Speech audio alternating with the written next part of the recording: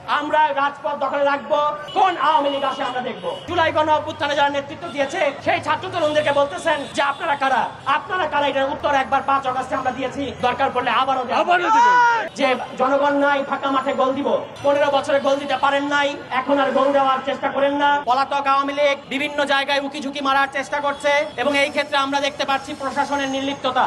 আমরা খুব পরিষ্কার ভাষায় বলতে চাই, যদি মনে করেন আওয়ামী লীগ আবার বাংলাদেশের রাস্তায় মহড়া দেবে এবং বাংলাদেশের ছাত্র জনতা, জাতীয় নাগরিক পার্টি এনসিপি সহ জুলাই গণ অভ্যুত্থানের যতগুলো পক্ষ আছে তারা চুপচাপ বসে থাকবে, এই জিনিস আর হতে যাচ্ছে না।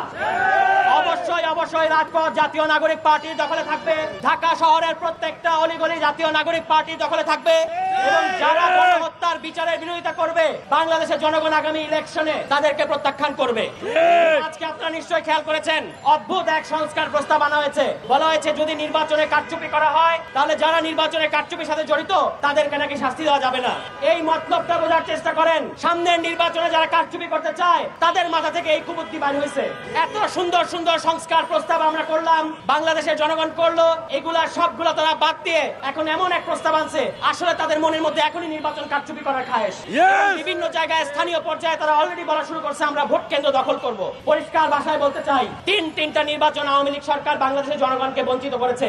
সামনের নির্বাচনে বাংলাদেশের জনগণ ভোট কেন্দ্র পাহারা দেবে এবং জনগণের পক্ষের শক্তি এনসিপি জাতীয় নাগরিক পার্টি জনগণের রায়ে আগামীতে সরকার গঠন করবে। এখনই কারচুপি করার ধান্দা করতেছেন, আওয়ামী লীগকে সরাতে 15 বছর লাগছে, আপনাদেরকে 15 মাসও লাগবে না, এই কথা বলে দিচ্ছি।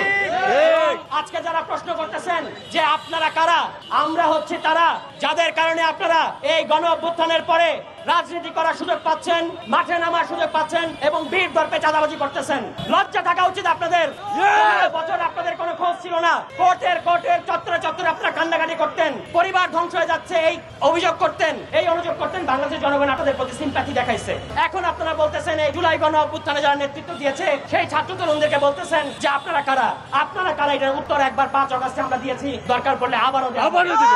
সর্বশেষ যে কথাটা আমি পুলিশ বাহিনীর উদ্দেশ্যে বলতে চাই, জুলাই মাসে আপনারা আওয়ামী লীগের ফাঁদে পড়ে আওয়ামী লীগের কারণে যে গণহত্যায় অংশ নিতে বাধ্য হয়েছেন, এইটা থেকে এই পাপ মোচনের একটাই রাস্তা, আওয়ামী লীগের বিরুদ্ধে চিরুনি অভিযান পরিচালনা করেন। ঢাকা শহরের যেখানে সারা দেশ থেকে নাকি আওয়ামী লীগের কর্মীরা এসে জড়ো হচ্ছে তাদেরকে গ্রেফতার করেন এবং এইটাই একমাত্র রাস্তা। যদি এটা করেন, নিষ্ঠার সাথে যদি করেন, বাংলাদেশের ছাত্র জনতা আপনাদেরকে বুকে টেনে নেবে। যদি আপনাদের নাকের ডগা দিয়ে আওয়ামী লীগ মিছিল করতে পারে তাহলে আমরা ধরে নিব আপনারা প্রশ্রয় দিচ্ছেন।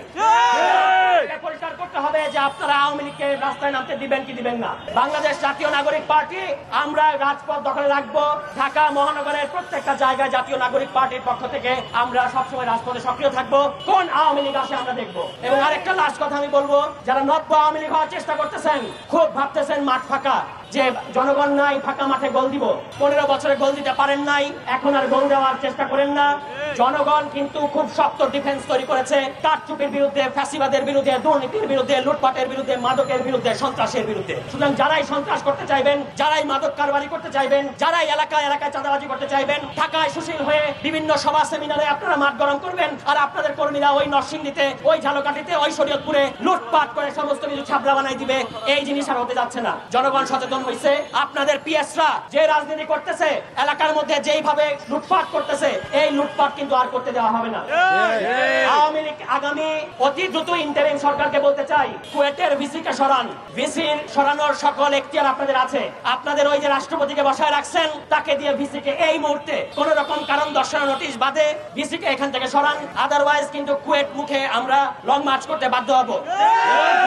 কথা হচ্ছে যে এই যে আওয়ামী লীগকে যারা আমাদেরকে আইন কানুন দেখাইতেছেন যে আওয়ামী লীগ নিষিদ্ধ করার আইন নাই, আইন মন্ত্রী সহ সরকারের সংশ্লিষ্ট সকল অধিদপ্তরকে আমরা বলতে চাই, নির্বাচনের আগেই আওয়ামী লীগ প্রশ্নের সমাধান আসেন। আওয়ামী লীগের নিবন্ধন বাতিল করা ছাড়া বাংলাদেশে কোনো সুষ্ঠু নির্বাচন হওয়া সম্ভব না।